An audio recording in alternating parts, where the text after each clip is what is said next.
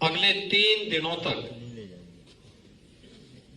श्री अन्न महोत्सव का कार्यक्रम जहां प्रदेश की राजधानी लखनऊ में होगा, वहीं कृषि के क्षेत्र में शोध और अनुसंधान की क्या अन्य गुंजाइश है, इसको लेकर के भी उपकार जो कृषि क्षेत्र में अनुसंधान के लिए बोर्ड है उत्तर प्रदेश शासन का, पिछले 34 वर्षों में इस बोर्ड ने अलग अलग क्षेत्र में कुछ नया कुछ करने का प्रयास किया है। इसे भी अपने 34वें स्थापना दिवस के अवसर पर मैं हृदय से बधाई देते हुए एक साथ इन दोनों कार्यक्रमों को जोड़ करके आने वाले समय में एक दूसरे की उपलब्धियों के माध्यम से हम सब प्रधानमंत्री जी की मंशा के अनुरूप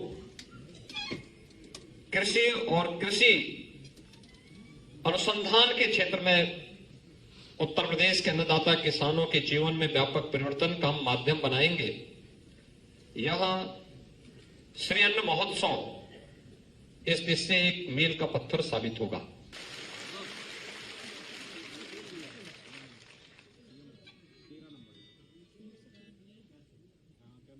श्री अन्न महोत्सव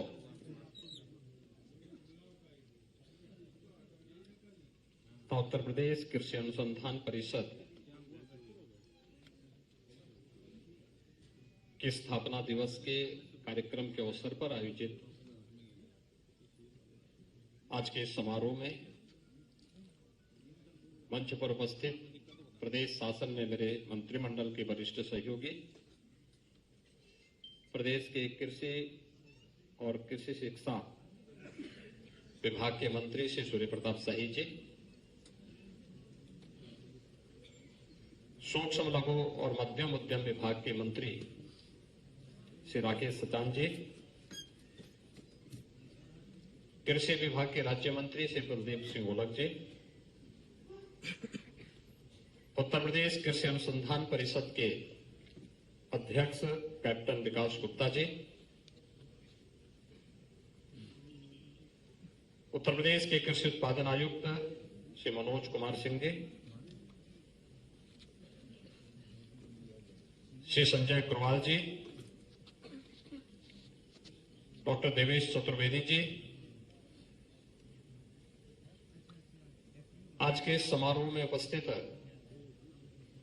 कृषि विद्यालयों के हमारे कुलपतिगण, महानिदेशक उत्तर प्रदेश कृषि अनुसंधान परिषद, प्रदेश के विभिन्न जनपदों से यहां पर उपस्थित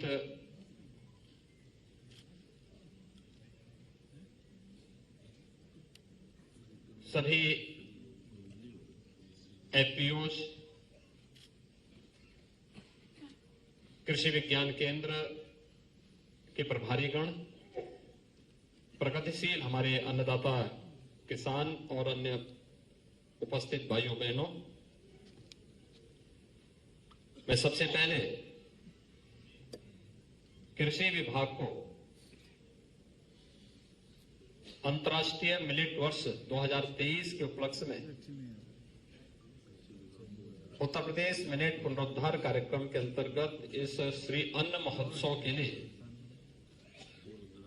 हृदय से बधाई देता हूं।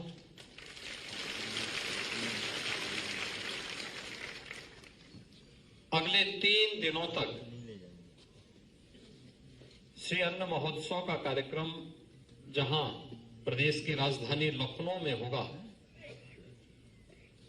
वहीं कृषि के क्षेत्र में शोध और अनुसंधान की क्या अन्य गुंजाइश है, इसको लेकर के भी उपकार जो कृषि क्षेत्र में अनुसंधान के लिए बोर्ड है उत्तर प्रदेश शासन का, पिछले 34 वर्षों में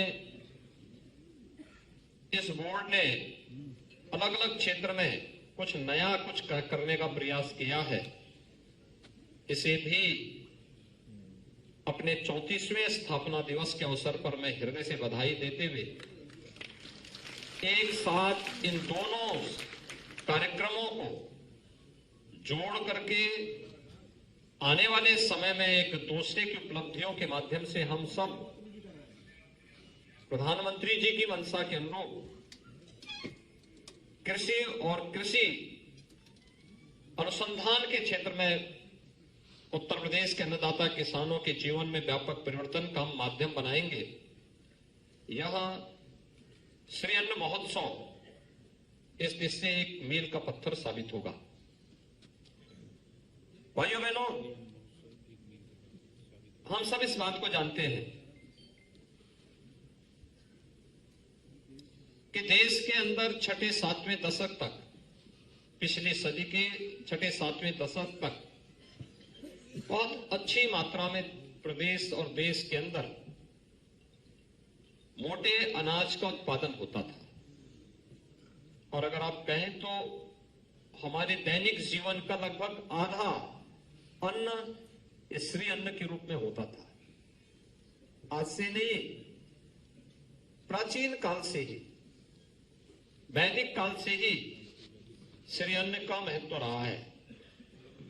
नाम अलग रहे होंगे, लेकिन इसकी उपयोगिता, और इसमें से बहुत सारे तो ऐसे हैं जिनको आज भी हम, जब कोई व्रत रखता है तो उस व्रत में केवल उसी श्री अन्न का ही सेवन उस दौरान वह व्यक्ति कर सकता है। शेष अन्य अन्न उस दौरान उपयोग में नहीं लाया जा सकता है। इसकी महिमा का वर्णन हमारे वेद भी करते हैं, लेकिन समय के अनुरूप, बढ़ती हुई आबादी की आवश्यकता के अनुरूप, खाद्यान्न आत्मनिर्भरता के लक्ष्य को प्राप्त करने के लिए और इस दिशा में भी शोध और अनुसंधान की गति थमने के कारण दोनों चीजें थी। एक, बढ़ती हुई आबादी की आवश्यकता के लिए अभी मेला लगा, कम क्या हुआ, खेती में अधिक उत्पादन करना, हाँ चेतन के बाद एक लक्ष्य ये था। उसको तो पूरा किया जा चुका है, और इस दिशा में हमारे वैज्ञानिकों ने, प्रगतिशील किसानों ने शोध और अनुसंधान को भी आगे बढ़ा करके उत्पादन की क्षमता को कई गुना बढ़ाने में भी मदद की। खाद्यान्न आत्मनिर्भरता में आज हमारा देश आगे बढ़ चुका है, बहुत आगे बढ़ चुका है। लेकिन इसके कुछ साइड इफेक्ट भी पड़े।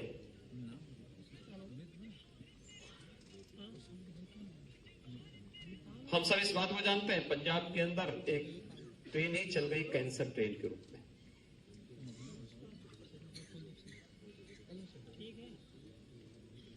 केमिकल, फर्टिलाइजर, पेस्टिसाइड का अत्यधिक उपयोग, जबकि श्री अन्न, ज्यादातर श्री अन्न ऑर्गेनिक है, कम पानी की आवश्यकता है। इसमें शोध करके इसमें बहुत कुछ हम आगे कर सकते थे।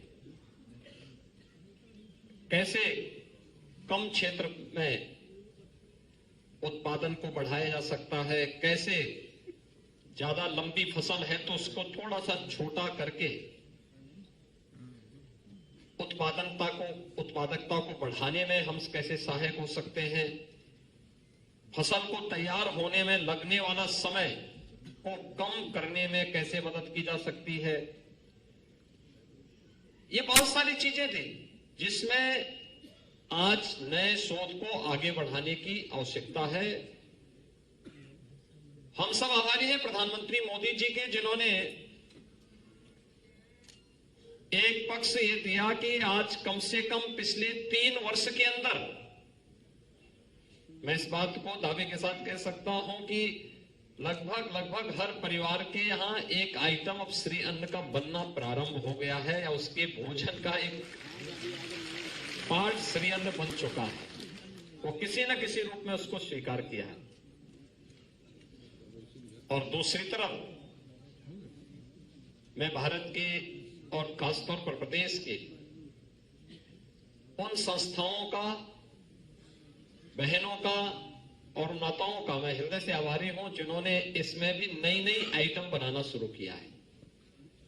अभी हम देख रहे थे जो एग्जीबिशन बाहर लगी हुई है, मिलेट से बने हुए बिस्किट भी थे, नमकीन भी थे, और भी लड्डू भी थे, और भी तमाम चीजें उसमें बनी हुई थी। यानी जो रुचि वर्धक हो सकती है। पहले जब बनाते थे तो लोग उसको बहुत ही बेतरतीब तरीके से बनाते थे, देख करके भी कोई खाना नहीं चाहता था। लेकिन अब जो बना रहे हैं उसको देख करके कोई व्यक्ति सहसा ही उसकी तरफ आकर्षित हो जाएगा। यानी जैसा प्रोडक्ट आप परोसेंगे और उसका प्रचार प्रसार करेंगे, लोग उसको उसी प्रकार से स्वीकार भी करेंगे।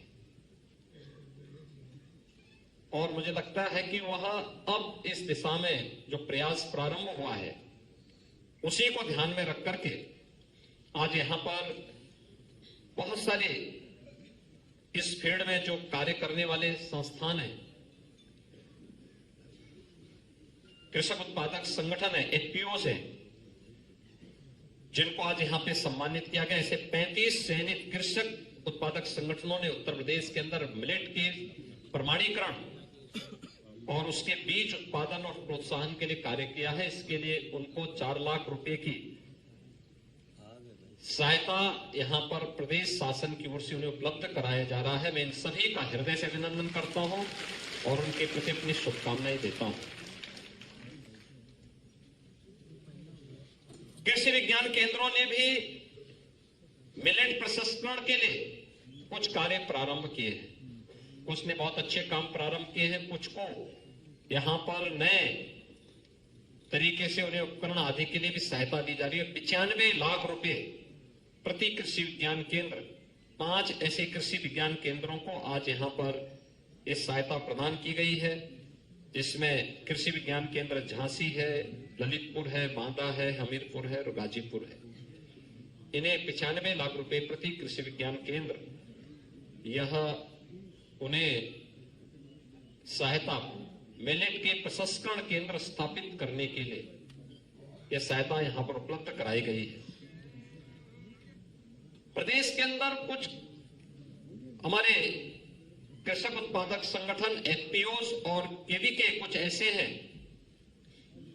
जिन्होंने अधिक से अधिक किसानों को इस दिशा में प्रशिक्षित करके प्रोत्साहन दिया है।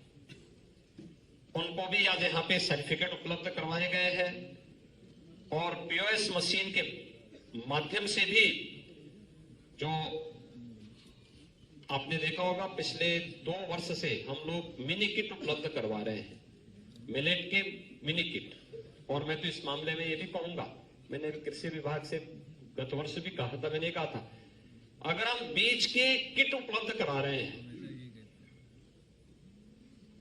उन किसानों को हमें प्रशिक्षण भी देना चाहिए, लेकिन जितना हम इस वर्ष उनको बीज दे रहे हैं, अगले वर्ष उनसे उतना बीज जरूर लें और फिर उसके अगले वर्ष हम उससे दोगुने किसानों को फिर यह बीज उपलब्ध करवाएं। हमें केवल देना ही नहीं है, उनसे लेकर के अन्य लोगों को भी लाभान्वित करवाना चाहिए। ज्यादा संख्या में लोग उससे लाभान्वित हो पाएंगे, हम ज्यादा कवर कर पाएंगे लोगों को। और मुझे लगता है कि जो व्यक्ति लेने वाला है उसके मन में भी यह भाव होना चाहिए कि हाँ, मैंने लिया था तो मैंने वापस भी कर दिया, शासन को, सरकार को वापस भी कर दिया है, जिससे हम अधिक से अधिक लोगों को इस प्रक्रिया के साथ जोड़ सकेंगे। और आज यह भी यहां पर देखने को मिला है। सबसे अच्छी बात है कि इसमें लोगों की जागरूकता बढ़ी है। यानी कुछ चीजें ऐसी थी जो हम लोग बचपन में बहुत देखे थे। उत्तराखंड में मेरा जन्म हुआ था तो मैंने वहां पे इस चीज को देखा था। जितने भी मिनट थे, मोटा अन्न था, कम सिंचाई वाले स्थानों पर तो हम लोग देखते थे कि ज्यादातर इसी की खेती होती थी। लेकिन पिछले 20, 25, 30 वर्षों से हम लोग देख रहे थे कि सब बोना बंद हो गया था, बाजरा बंद हो गया था, ज्वार बंद हो गया था, मड़ुआ बंद हो गया था, सावा बंद हो गया था, कोदो, काकुल, कुटकी, चेना, कुट्टू या रामदाना, ये सब मैं तो ये देखता था वहां पे कि ये जितने भी श्री अन्न है, वहां पे लोग पैसा नहीं, अगर कोई सामान उनको खरीदना होता था, मीठा है, नमक है, कोई चीज खरीदना होता था, यही वो देते थे दुकान में, दुकान से फिर उनको सामान, इसके बदले में ये सामान वापस मिल जाता था। यानी जो किसान के पास है, किसान वह देगा, और जो व्यापारी के पास है, व्यापारी से वह अपनी आवश्यकता के अनुरूप वह सामान खरीद लेता था। आज भी गांव में इस प्रकार की प्रथा है। गांव में जो हॉट लगते हैं, गांव के बाजार लगते हैं, वहां पे हम लोग इस बात को देखते हैं।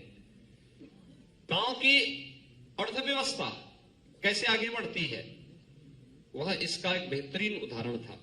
लेकिन ये फिर से अब किसानों की जागरूकता इसमें बढ़ी है, और इसमें आपने देखा होगा कि पिछले 6-7 वर्षों में ही कितने दाम बढ़े हैं। इसके प्रति शासन की जागरूकता किस रूप में है, या हम लोग जो हमारी खरीफ की फसल है, इसमें जो एमएसपी ही अगर आप देखेंगे, बाजरा में 14-15 में कुल एमएसपी इसका जो मिलता था 1250 रुपए था, आज इसका 2500 रुपए, यानी दोगुना दाम हुआ है। ज्वार,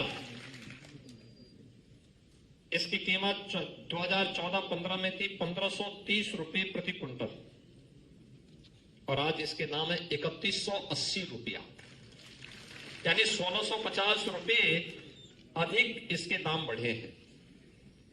रागी ये 1550 रुपए 2014-15 में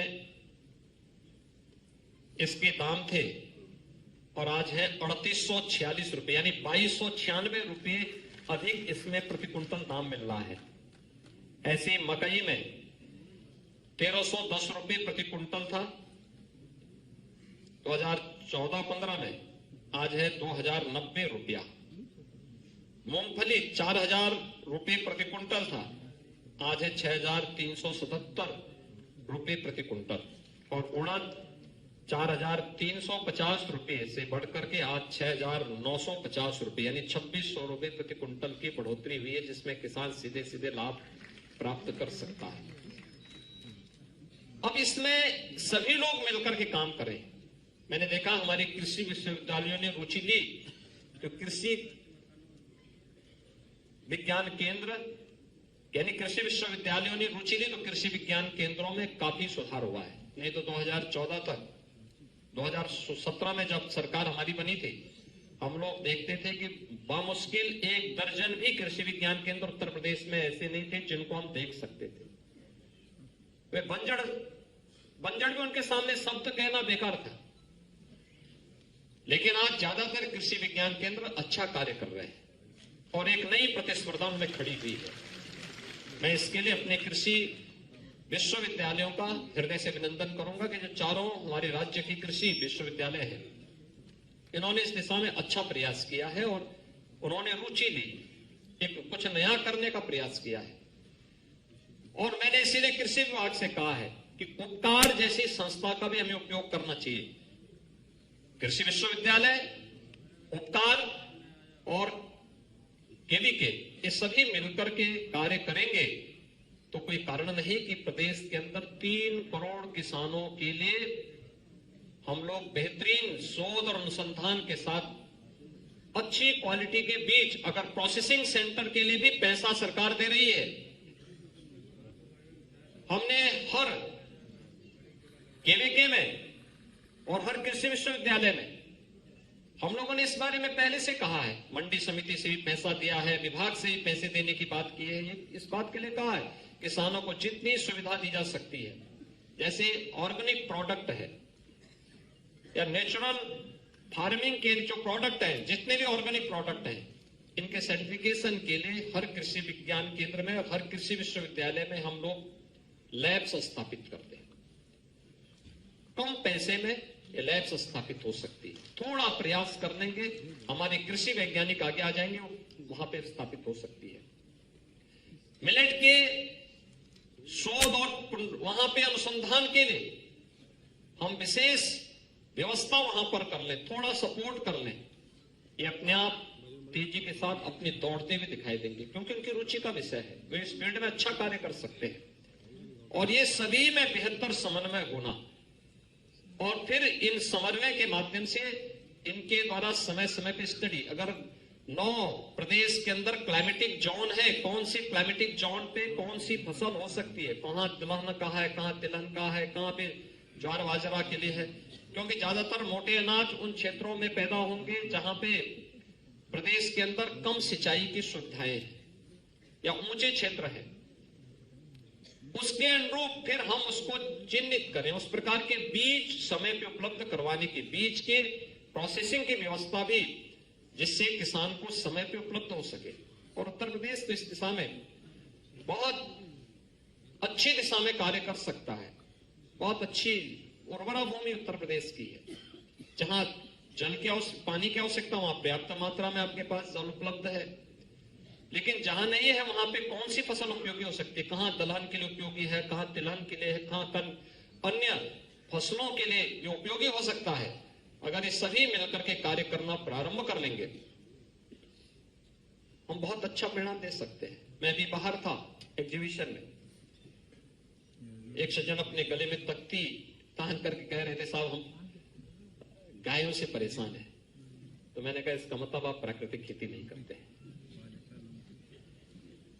अगर आप प्राकृतिक खेती करते हैं तो आप गाय से परेशान नहीं होते, बल्कि हमारे पास आते कहते हैं कि साहब हमें 4 के बजाय 8 गाय बांधने की परमिशन दीजिए। सरकार तो आज 1500 रुपए प्रति गौवंश उपलब्ध करवा रही है, हर महीने उपलब्ध करवा रही है। अब आश्चर्य करेंगे, गाय उसकी दूध वो पिएगा, गोबर और गोमूत्र भी वही लेगा, पुण्य भी वो कमाएगा, लेकिन पैसा सरकार दे रही है। नेचुरल फार्मिंग को बढ़ावा देकर के हम लोग इस दिशा में बेहतर प्रयास कर सकते हैं, और सरकार इसको प्रोत्साहित करना चाहती है। आपके पास एक अवसर आया है, सरकार इस दिशा में सहयोग करेगी, एफपीओस को सहयोग करेगी। और मुझे बहुत अच्छा लगा जब भी हम लोगों ने पिछले महीने एमएसएमई विभाग ने ग्रेटर नोएडा में इंटरनेशनल ट्रेड शो किया था। ट्रेड शो में बहुत सारी चीजें उत्तर प्रदेश की पूरी, यानी जो पोटेंशियल यूपी का है वो ट्रेड शो प्रदर्शित कर रहा था। ट्रेड शो इस बात को दिखाता था कि उत्तर प्रदेश में कितना पोटेंशियल है। और इसमें जो सबसे अच्छी चीजें मुझे देखने को मिली थी, परंपरागत उत्पाद तो उत्तर प्रदेश का था ही, लेकिन उसमें बेहतरीन प्रदर्शन किया था हमारे एफपीओस ने। तमाम कृषक उत्पादक संगठनों ने वहां पर अपनी मेहनत से, अपने प्रयास से उत्तर प्रदेश के कृषि क्षेत्र में जो संभावनाएं हैं, उन असीम संभावनाओं को अपने प्रयास से वहां पर ट्रेड शो के माध्यम से प्रस्तुत करने का कार्य किया था। मैं उन सबका हृदय से अभिनंदन करता हूं जिन्होंने ट्रेड शो में ये सभी कार्य किए थे। क्योंकि वहां पे यद्यपि कृषि मंत्री भी थे, कृषि मंत्री जी वहां पे थे, छुप छुप करके वहां वो कर रहे थे, लेकिन मुझे अच्छा लगा बाद में कि चलिए कृषि मंत्री स्वयं वहां गए प्रोत्साहन देने के लिए लोगों को। और उस आकर्षण का केंद्र बने हुए थे उत्तर प्रदेश के एफपीओस। उस पूरे ट्रेड शो के अंदर हर व्यक्ति चाहता था, देखता था। याद रखना, आने वाले समय में दुनिया में खाद्यान्न का एक नया संकट खड़ा होने वाला है, और कोरोना जैसी महामारी ने बहुत सारे सबक भी दिए। अगर हम परंपरा से हट करके, लीक से हट करके कृत्रिम जीवन की तरफ जाने का प्रयास करेंगे तो ये महामारियां हम सबको लीड लेंगी अपने साथ। हमें अपने प्राकृतिक वास के साथ जीना होगा, और प्राकृतिक वातावरण को बनाए रखने में जितनी हम मदद कर पाएंगे, ये श्री अन्न उसमें और भी ज्यादा सहायक हो सकता है। एक नया सबक आप सबके सामने है, और मुझे लगता है पूरी दुनिया की मानवता के सामने भी है। हम इस दिशा में बेहतरीन प्रयास कर सकते हैं और उत्तर प्रदेश इसका केंद्र बिंदु बने। इस श्री अन्न महोत्सव और ये आप सभी कृषि वैज्ञानिकों का यहाँ पर जमावड़ा और प्रगतिशील किसानों का या इस फील्ड में काम करने वाले जितने भी स्टेक होल्डर्स हैं, इन सब का यहाँ पर इस प्रकार का ये जो एकत्रीकरण है, यह उत्तर प्रदेश में इन संभावनाओं को आगे बढ़ाने में मील का पत्थर साबित होगा। इस विश्वास के साथ श्री अन्न महोत्सव के उद्घाटन कार्यक्रम के अवसर पर मैं इस पूरे अभियान के प्रति अपनी शुभकामनाएं देता हूं। उपकार को भी उनके 34वें स्थापना दिवस पर हृदय से बधाई देते हुए, अपनी शुभकामनाएं देते हुए विश्वास व्यक्त करता हूं कि उत्तर प्रदेश को आदरणीय प्रधानमंत्री जी की मंशा के अनुरूप आप देश के खाद्यान्न के उत्पादन में और वह भी इस फील्ड में बेहतरीन करने का प्रयास करेंगे। आप सबके प्रति मेरी शुभकामनाएं। धन्यवाद।